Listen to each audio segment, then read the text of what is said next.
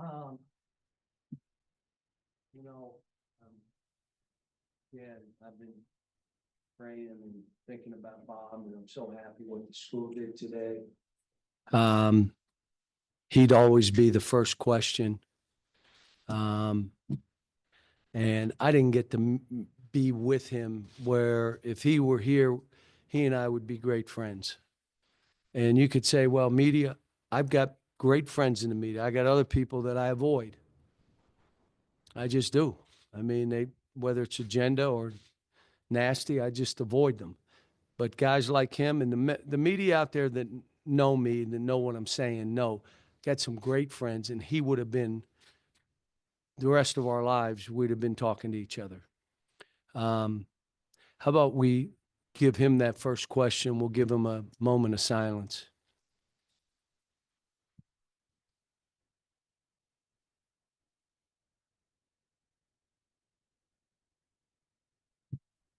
May rest in peace. Okay, questions. Last two games, second halves, offense and defense have probably been the best two halves of the season. Is this a second half team right now, or do you see it coming together both halves soon? Well, here's what I would tell you. I got to figure out why Nelly is getting so tired in 4 minutes, the first 4 minutes. What it tells me is a little anxiety. So we got to deal with that. It's hard for us to win if Boogie doesn't play well. Now, he played for 20 minutes. He didn't. And then he started playing. He has the freedom within how we're playing to go do what he does. Here's what I think of him. Triple-double.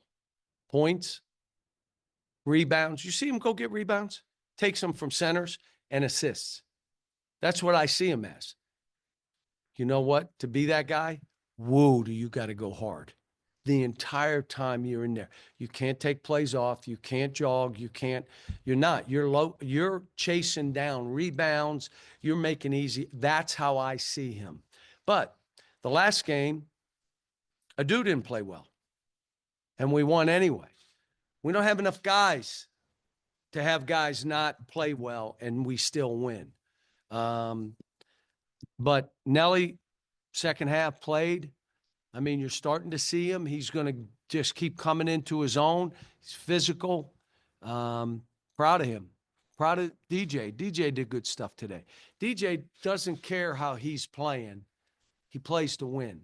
Nelly's kind of the same way. Jonas was good today. How about how TB finished the game? Diving on the floor. You've seen that many times. No. He's diving all over, blocking, rebounding, defending. He's capable of doing that. And again, I think he's got more offense than he has shown us to. You mentioned Adu playing well, obviously 26 on 8 of 10, but I thought just to start the second half, it really seemed like he was kind of taking over. Was that an emphasis point for you guys going into the second half? Just what was that? Where have we struggled defensively? Guarding what? What? What? Yeah, this. The three. If you're watching us, we're giving up 35 attempts. We've been working on tough twos. We gave up two where we went like that and the guy shot it. Well, then you didn't do your job. You take away that three. If he drives us, what do we have in the back line that's pretty good? Shot blockers. They can't help us on a three, but they can on a drive. Adu, TB, Z, Jonas. They can if you take away that three, which means it doesn't mean you turn your back to a driver. It means that I'm here, but my mind is out there. And we've been working on it for a couple days, and we're going to continue. So we're better at that. The other one is pick and roll defense. We got to get better. We're bringing the bigs up a little higher. But when you do that, the wings got to tag. They can't be out. So they got 2 or 3 dunks, didn't they? Down the middle because the guys on the wings didn't go in. You know why? They were worried about their man shooting the three. You can't be that. You got to help here and still take that three away. Well, I have to do both? Yes, if you want to play. You got to do both. So we got a lot of work to do, but I'm telling you, guard the three better, guard pick and roll. Let's get a healthy team. Again, Z got hurt. I mean, it's like crazy. I've never seen anything like it. Hard to scrimmage when you have 7 guys, 8 guys. It's just hard. But for some reason, I don't think anybody's feeling bad for us.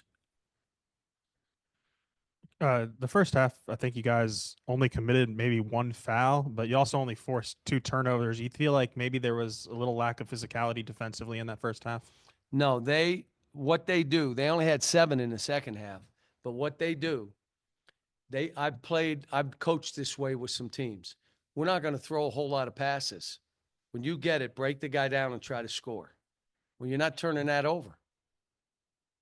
You just, when you play that way, now it's hard to get assists when you play that way. How many assists did they have?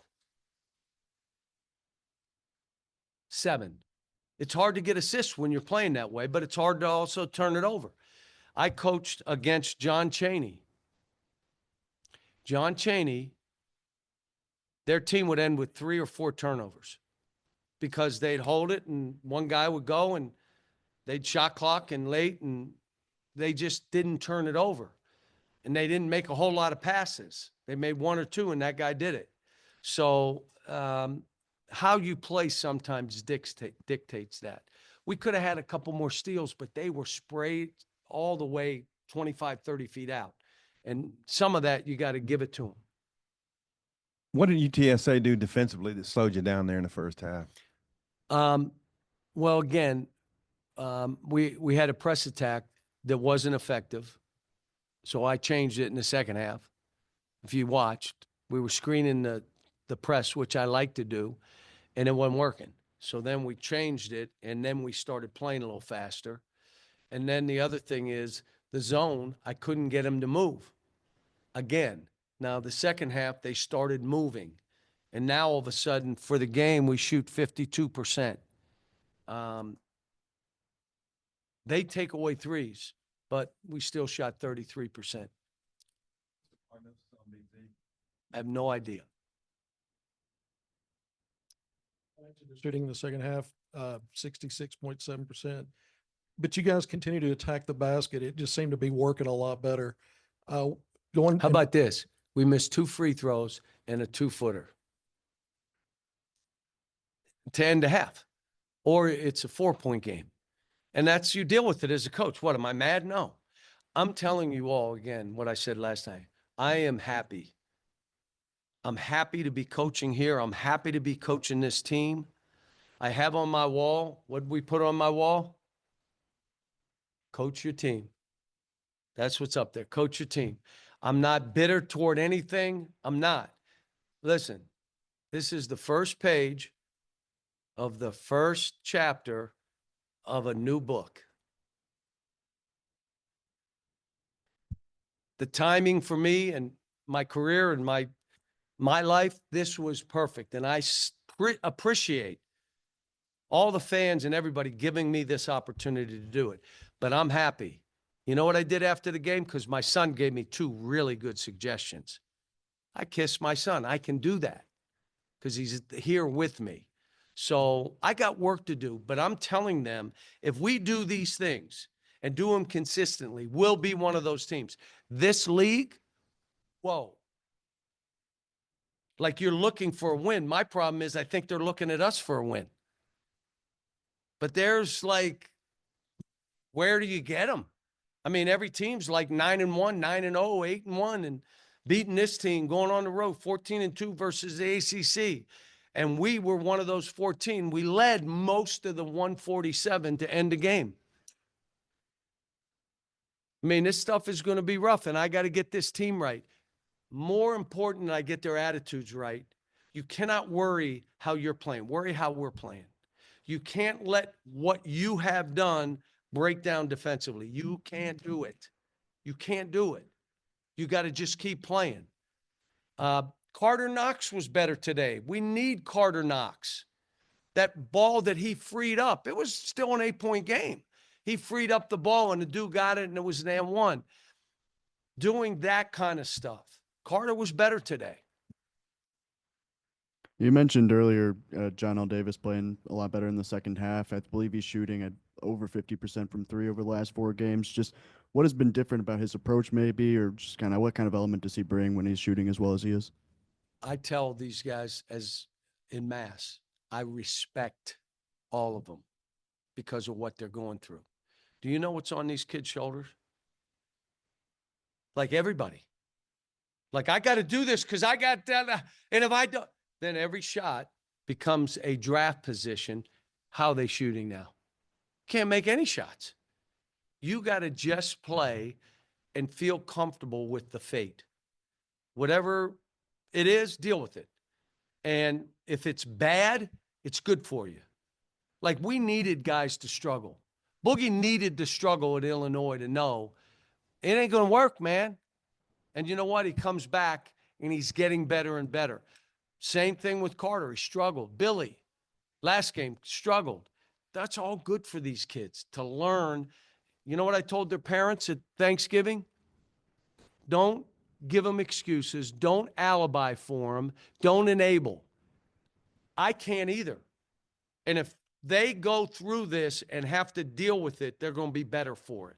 But you can't give them 10 excuses. It's somebody else. The coach didn't run the. No. Yeah, playing like crap. You're better than this. Go play. And let all the young people deal with it, because at the end of the day, if we're doing our job, one, we better be truth tellers. I was a truth teller yesterday in practice. Ooh, my. I was that truth teller. But they also have to go through tough things and deal with it. The major battle this team has right now is with themselves. If I can get them out of that mode and into us, and we're looking better running stuff, but we're not there. I got a lot of work to do. They got a lot of work to do. They just got to keep going. Can I go home? I'm going to get home by 3:45. BetOnline is the world's most trusted betting platform and your number one source for online betting. From the earliest odds to in-game live betting, BetOnline provides you with all the action and the ability to watch the games as they happen. With the largest selection of odds on everything from football, NBA, and college basketball, NHL to UFC and MMA. Head to BetOnline today to get in on the action with America's most trusted site for online wagering. BetOnline, the game starts here.